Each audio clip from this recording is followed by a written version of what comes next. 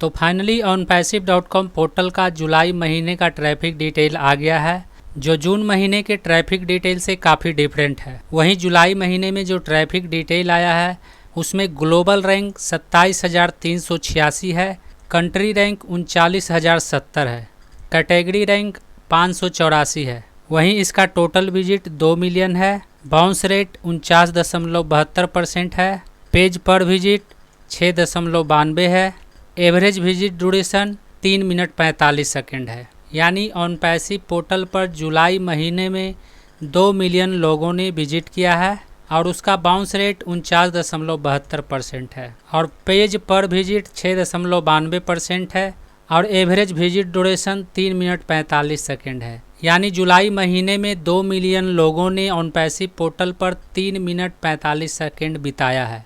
3 minute 45 second तक onpassive portal के page को स्क्रॉल करते हुए देखा है।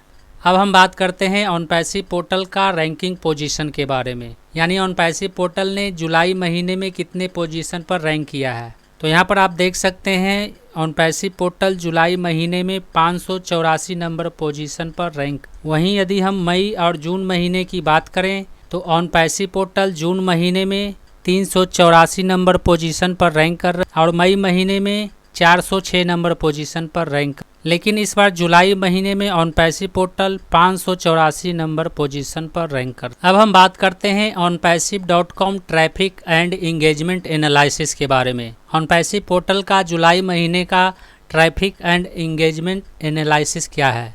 तो यहाँ पर आप देख सकते हैं onpassive.com पोर्टल का 2 million traffic and engagement analysis है और यहाँ पर आपको दो तरह का ग्राफ दिखेगा, एक ब्लैक कलर का है और दूसरा ऑरेंज कलर का है। ब्लैक कलर का जो ग्राफ है वह onpassive.com पोर्टल का है और जो ऑरेंज कलर का ग्राफ है वह ग्राफ ofounder.net का है। तो जुलाई महीने में onpassive.com पोर्टल पर कुल 2 मिलियन ट्रैफिक आया था और ofounder.net पर 864.7 के ट्रैफिक आया था। 864.7 के ट्रैफिक आया था, जो जून महीने की अपेक्षा थोड़ा कम आया है। यदि आपने जून महीने का ट्रैफिक डिटेल नहीं देखा है तो उस पर मैंने पहले ही एक वीडियो बना दिया है, जिसे मैं इस वीडियो के अंत में लगा दूंगा। उस पर क्लिक करके आप उस वीडियो को देख सकते हैं। उस वीडियो को देखने के बाद आपको समझ में आ जाएगा कि जून महीने की अपेक्षा onpassive पोर्टल पर जुलाई महीने में कितना कम ट्रैफिक आया है। अब हम बात करते हैं onpassive.com पोर्टल का जियोग्राफिक एंड कंट्री टारगेटिंग के बारे में। यानी onpassive पोर्टल पर किस किस देश से कितना कितना ट्रैफिक आता है। तो onpassive पोर्टल पर सबसे ज़्यादा ट्रैफिक यूनाइटेड स्टेट्स से आता है और यूनाइटेड स्टेट्स से 24.2% ट्रैफिक आता है। वहीं इंडिया से 10.66% ट्रैफिक आता है, जर्मनी से 8.7% ट्रैफिक आता है, बांग्लादेश से 7.87% ट्रैफिक आता है।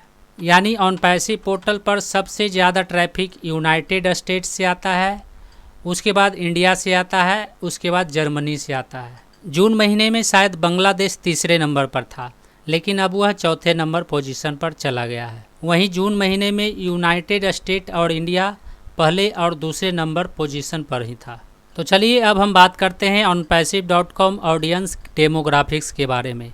यानी onpassive पोर्टल पर किस किस उम्र के लोग विजिट करते हैं। तो सबसे ज़्यादा विजिट करने वाले 25 से 34 वर्ष के लोग हैं, जो 31.62% विजिट करते हैं और दूसरे नंबर पे 18 से 24 वर्ष के लोग हैं, जो 21.40% विजिट करते हैं। तीसरे नंबर पे 35 से 44 वर्ष के लोग हैं, जो 19.77% विजिट करते हैं।